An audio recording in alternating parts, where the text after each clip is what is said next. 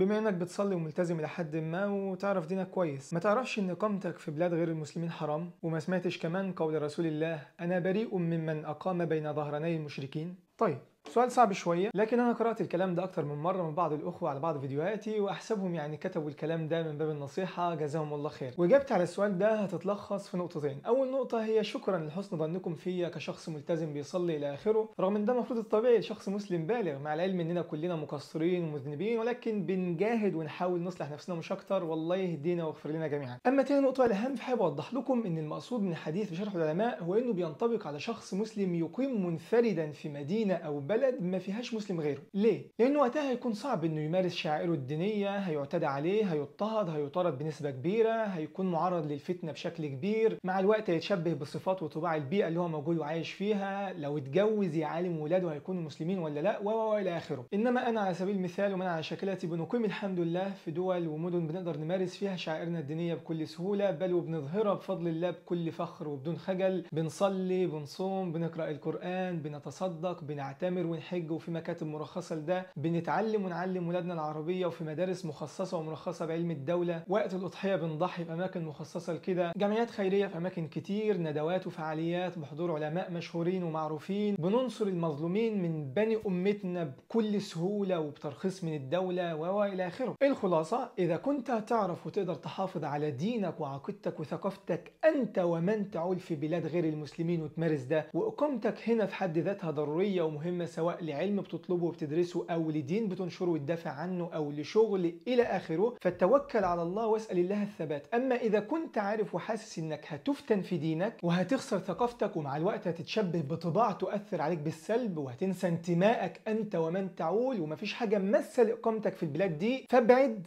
وسيعوضك الله خيرا. تذكر دائما أنه من ترك شيئا لله عوضه الله خيرا منه. والله أعلم.